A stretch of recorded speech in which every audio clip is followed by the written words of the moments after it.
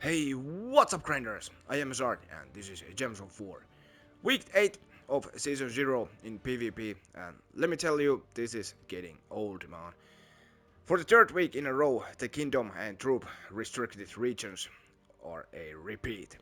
So this is getting a little bit monotonous, but I think that's Gems of War in a nutshell for you. To keep things a little bit interesting, we are going to change up things a little bit today. Bay of Stars, restricted by Divine. This is what I would prefer, some true damage team, but we are going to try this kind of team today. Humanat deals magic plus 3 damage to an enemy, boosted by all their skills. If the enemy dies, she gains 10 attack and creates 12 skulls. Eagle Eye places Hunter's Mark on enemies when doing skull damage. Agile, 20% chance to dodge skull damage, and the unique third rate Huntress gains 4 attack when matching extra turns. Pretty okay troop and pretty powerful in fact. Word of Stars is our main mana generator. Create 6 elemental stars and bless your allies, or create 7 umbral stars and curse all enemies. We're using Elementalist class for that third trait. Then we are using Quillin, who converts purple gems to red and brown gems to skulls. Also has the bless option. Summons a Lightstorm at the start of the battle and give all allies 1 magic on extra turns. Venerus starts empowered and converts red gems into yellow dragon gems. So basically we are just trying to do some skull poking with Quillin, and when the enemy HP is low enough we are going to cast Umanat on them and hopefully kill them and create some skulls and do some heavy skull poking with the help of that Eagle Eye trait. Let's try this team.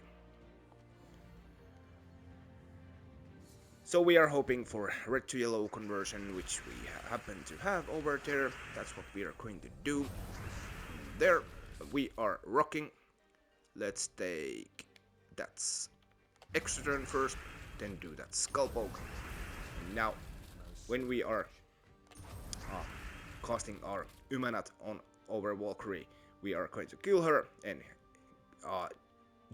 generate some skulls on the board. Let's do that. Yep. There's an Quillin extra turn. Let's do that. Yep, we could then generate some mana. There was a skull poke. Now we cast Umanat over there and do some skulls, and the enemies are dead when I am mumbling with the words. Pretty good team. I quite like that. Okay. Then we move on to the Winter's Reach, which is restricted by Stormheim troops. This is the team I would prefer over here, but we are using a little bit different team when I find it. It's this over here. Yes.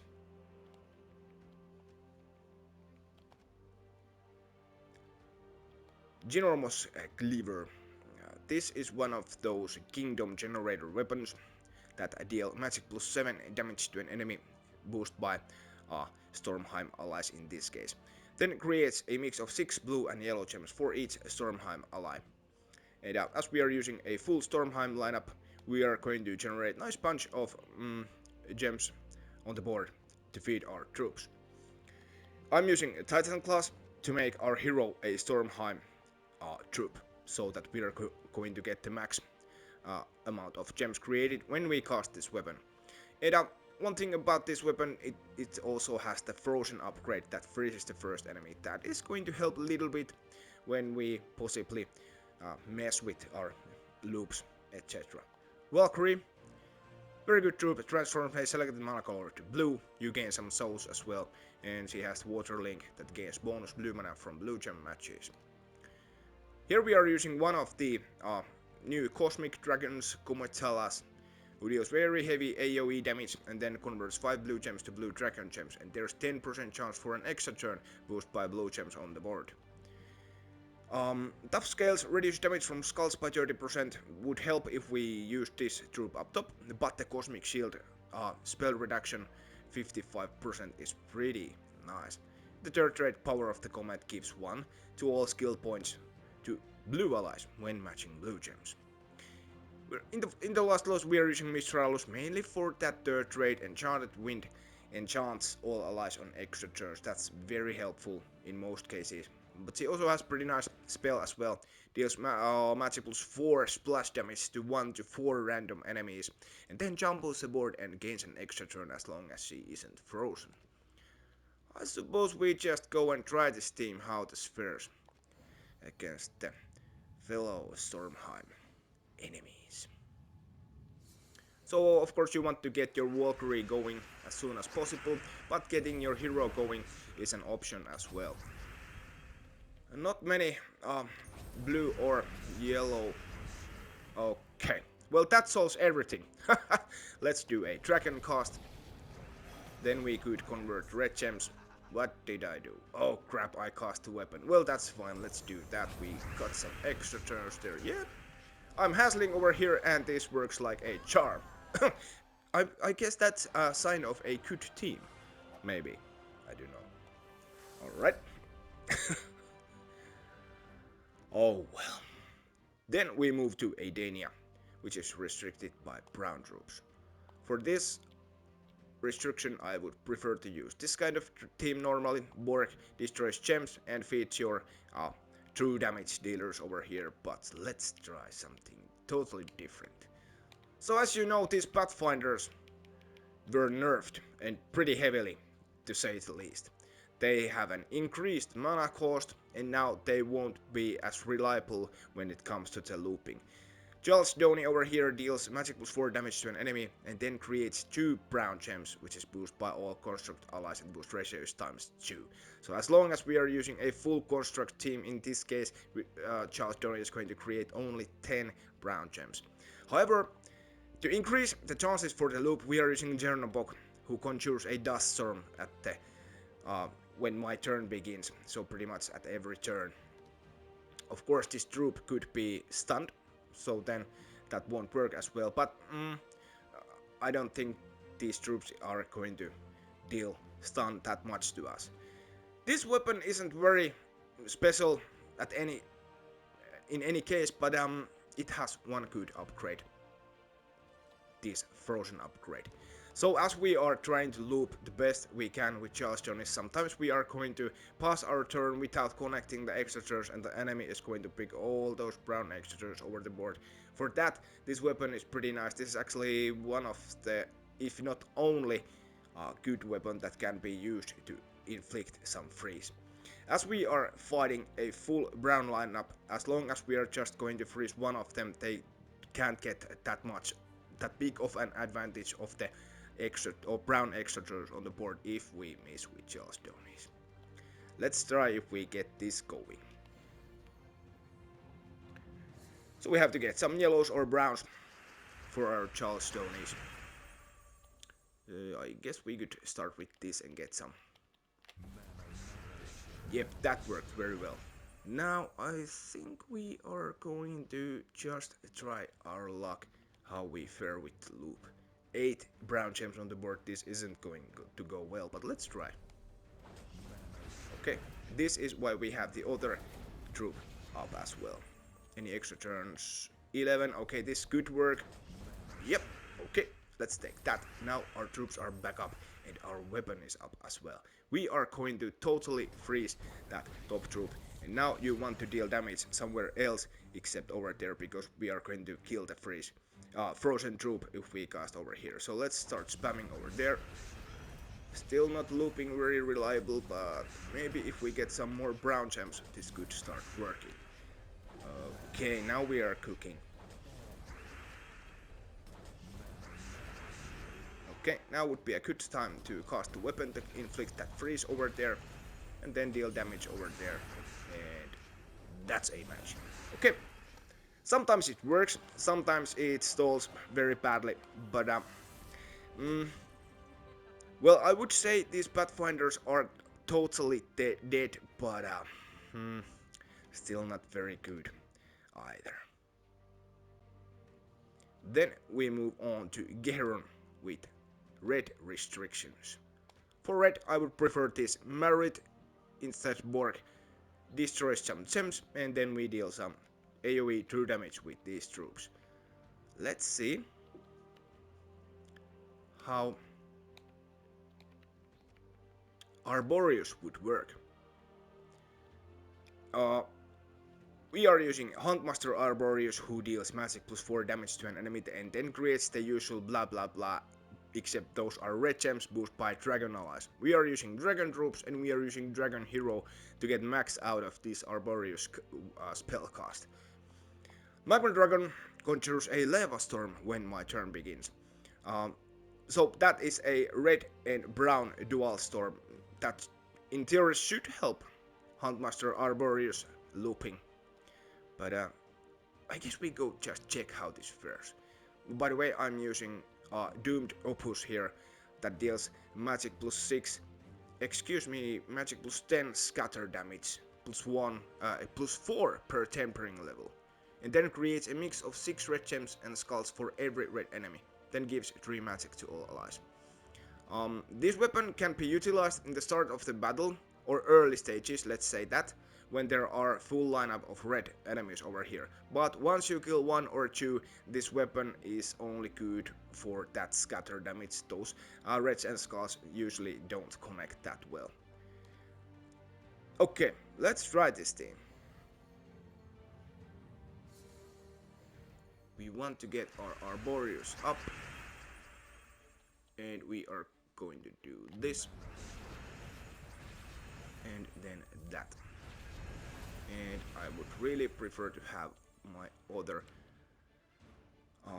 Arboreus as well. I think we just take that, even though that's an extra turn for the enemy. Ayo. That's an extra turn for us, that as well. So where are the red gems? Okay. Now we are going to try to cast our Arboreus. We failed the loop. And we are actually in danger of dying over here. They are having one of these new cosmic dragons. Maybe we have to start to deal some damage over there. We are also death marked. Wow, this isn't going very well. Now is pretty good time to loop like no tomorrow, Arboreus. You hear me? Okay, and the spell reduction over there is working like wonders as well. This is a very good situation to actually demonstrate how well those dragons work. That took a lot of matches, spell casts. But then again, this is pretty good example how well these Pathfinders still can loop when the board is full of their colors. I think we are going to lose a troop, if not another one. We are going to deal the spell over there and finish this with our weapon or magma dragon. Wow. Yeah, it's maybe not a very good idea to try these Pathfinders here, or actually anywhere. And then we move on to Ancient Khet, which I almost forgot. We're fighting those. This is the team I would prefer. 3 mana generators and Ruby Macaque. Very spammy and pretty quick team as well. But let's try some different approach over here. We are restricted with giant troops, so let's go and try this kind of setup. Wither the Wasp. You pick an enemy and there is a 10% chance to devour them, boosted by blue gems on the board. If the devour fails, he will deal magic +4 damage. This troop has the Clopper trait, deals double skull damage versus stunned enemies. Also has the Thick Head trait, immunity stun, and Wasp gain 2 attack, life and armor when matching extra turns. So in order to get those devours in, we want to have blue gems on the board, and for that we are using Osa Stone. This weapon explodes 4 gems for each blue ally and each elemental ally. We are using a full blue lineup, and we are using elementalist class, mainly to have that stun in with the help of that third trait, elemental force. So we are trying to get those extra turns to get that stun in to deal that double skull damage versus stunned enemies. In order to get those blue gems, however, this weapon is very good for that because it has this ice upgrade over here that creates an ice storm when you cast the weapon. Very good mana generator in my opinion. To get those skulls in, we are using Balder, who creates 4 skulls boosted by blue allies and boosts treasures times 4. As we are using full blue lineup, Balder will create 20 skulls. And it's in Star's empowered, kind of a backup skull creator. You destroy a column and every purple gem on that column is worth 4 skulls generated. So if there is 2 purples, you are going to generate 8 skulls. If there is 3 purples, you are going to generate 12 skulls and so on. Let's go and try this team. So you would like to have your weapon up as soon as possible, and that is going to be the case, that just like that. You want to also pick all those extra turns to get that stun in, and of course you want to protect your Wizard up top over there. If just the top enemy would be entangled and stunned as well. Let's try to eat that troop. 50, I think we have 62 chance to devour. We failed. Of course we failed. Let's explode the board to get those blue gems on the board. How about now? Okay, 58. How about now? Yep, that worked. Alright. Now we could create some skulls with Etin or get our Balder up by matching red gems. Hey, there's a devourer over there too. Okay, this just got interesting. Wow. Okay. Let's create some skulls. I think we are going to work this out because we are having pretty heavy amount of attack. This got a little bit interesting, eh? I think you are immune to devour. No, you aren't, so we are going to try that. We failed. Let's see if we can get some skulls on the board. Okay, I'm a little bit worried that that is going to eat my troops. Nope, nope, nope. Now we really want to get Balder up. Do we have there? It's extra. There's a skull. Wow. Now, Balder, don't fail. Thank you. Wow. Had to sweat a little bit over there. Okay. Then we move on to Broken Lands, which is restricted by orc troops. This is the team I usually prefer. First mate Axolotl starts empowered and converts blue gems to red to defeat Garnox, and Garnox creates 7 red and 7 brown gems boosted by orc allies. We are going to use pretty much same setup but with little bit different top and bottom troops. Rockhard the Guardian converts blue gems to skulls and creates 1, 2 or 3 brown mana potions, and if an enemy is stunned, there's a 50% chance to gain an extra turn. This troop also has the Glopper trait that deals double skull damage versus stunned enemies. In the bottom we are using Writing Staff instead, the Ruby Macaque. This weapon deals some scatter damage and then creates 8 skulls and entangles the first enemy. To get that Glopper trait in, we are using again Elementalist class. And we're pretty much just swapping cards with Garnox, generating reds to Garnox and browns to Rockhard and our weapon. And hopefully good things happen. Let's go and try this thing. So at the start of the battle you want to match red gems. Oh, there's a bet. No. Let's take that. Okay, let's try if we get blue. Yep. Do we have... We don't really have much of those skull alignments, but we are going to create some skulls this way and hopefully land some alignments. Nope, not the case. Let's do that. That works. Let's generate some mana. Or not.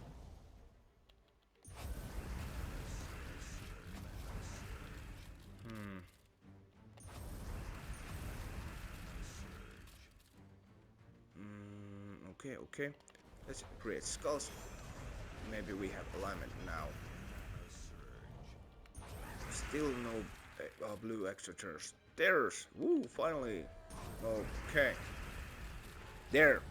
It doesn't work as well as with the Ruby Macaque, but hey, not everyone has that weapon, so I think this is okay solution for that. Maybe there is a better weapon, like, I don't know, one of those Doomskull doomed weapons, maybe. Anyway, we move on to the Summer Isle. That is restricted by Suncrest troops. This is the team I would prefer to use here. But let's try how Egris fares. So, pretty mixed emotions when we tried those Charlestone and Arborius, but maybe this works better. I don't know. Egris, well, I go through this. Deals magic plus 4 damage to an enemy and then creates 2 yellow gems boosted by Stryx allies. This troop also has the Eagle Eye trait, places Hunter's Mark on enemies when doing skull damage. That's pretty nice and should be taken advantage of. Most of times, let's say that skull damage is heavy. Nimbus Bow. One of these Kingdom Generator weapons as we use in the Stormheim. Deals magic plus 7 damage to an enemy, boosted by Stryx allies in this case, and then creates a mix of 6 blue and yellow gems for each Stryx ally. We are using Stormcaller class that conjures a light storm at the start of the battle, and there are some pretty nice talents in the talent trees as well, like Lightning Strike and Thunder Fist Purification as well. Hecatl starts empowered and converts blue gems to yellow. We are going to use this if we have nice alignments on the board, but mostly we are just going to loop with Egris. If we will fail with Egris, we can cast the weapon, and by the way, this is one of the better Kingdom Mana Generator weapons. It has the enchanting trait that enchants your hero, and if you aren't using Stormcaller, this creates light storm and a peaceful silenced first enemy. This doesn't do much because I think when using these Pathfinder troops you pretty much have to use the associated class with them. For example, as these are Stryx troops, we want to use the Stryx class, aka Stormcaller.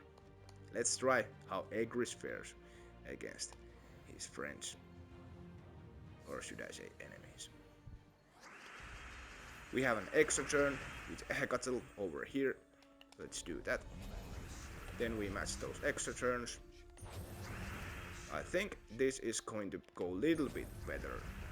Now all of our, both of our Pathfinders are up. We managed to get a skull extra turn over there, so let's try how we loop. Okay, we actually managed to loop, but now we failed. Oh well. Let's do that skull poke.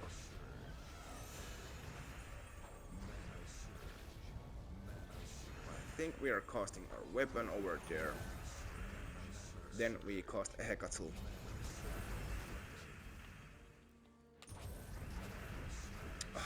The lightning strike is killing all our yellow gems.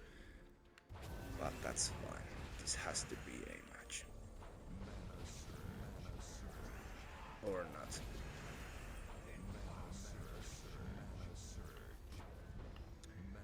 Okie dokie. Let's try to cast our weapon. We failed, but we can convert. Wow, what is happening, man? Can we... Okay, we don't even have an extra turn with the yellows, and that wouldn't even help us too much. What is this troop doing? This is a siege breaker. Excuse me, Godslayer. There, finally! Yep, I think we have to say that those Pathfinders, they actually are dead. You can't rely on them unless there is some freeze on play. Maybe we try.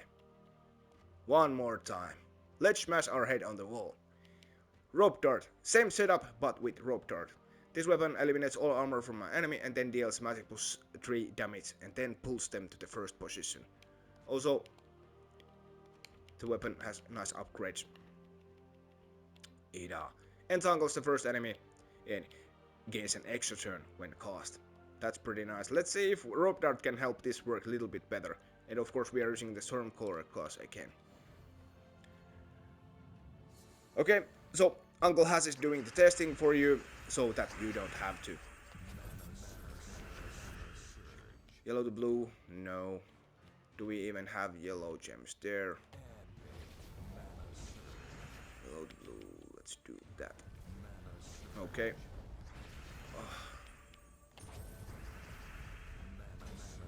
Okie dokie. We are getting you up. There's a skull poke. Then we get you up. Yep, rope dart kind of makes difference for real though. It's really nice to get all that armor away and deal that. Oh, and get that extra turn, excuse me. But these Pathfinder troops, nope, these are not good anymore. I gotta be honest, these are trash. They work somewhat okay, but once they miss the extra turn, bad things are going to happen. So at least you have to have some kind of freeze option over there. Didn't check yellow weapons if there is some yellow weapons that freeze the enemies. Okay. Then we move on to the Southwild, which is restricted by purple troops. This is the team I would prefer to use over here, but let's try something different. Well, not much different, but at least a little bit. Rushing Troll up top destroys gems, has the magic link, gains bonus purple mana from purple gem matches, and the Grey King, PvP King. This troop destroys all gems of chosen color, and all enemies of that color take magic +9 true damage and are mana drained, silenced, and frozen. The unique 3rd rate King's Legion. All undead allies gain 2 armor and magic when matching extra turns. So every time you match extra turn, your Grey King is going to get 2 magic more. That's pretty good trade. We're using Wand of Stars here as our backup mana generator. A lot of purple troops web and sometimes silence, so it's pretty nice. If your troll is webbed, you can just cleanse them by casting this weapon, as you create 6 elemental stars. The weapon also blesses all allies. You can also curse some enemies that cannot be silenced, for example impervious troops, so that Grey King actually can freeze and silence them. And of course we are using Leprechaun to get things going, and for the protection we are using Elementalist because of that unique that Elemental Force 3rd trade. Let's try this thing. Sometimes I just match purple and start spamming troll without even casting Leprechaun. But Lep is pretty good idea to have in case the board is not very favorable to us. So as we are fighting against all purple teams, we are just going to cast our Grey King here on purple gem. And we actually managed to get an extra turn. And then we cast Grey King on purple again, and the enemies are gone. There. That kind of thing.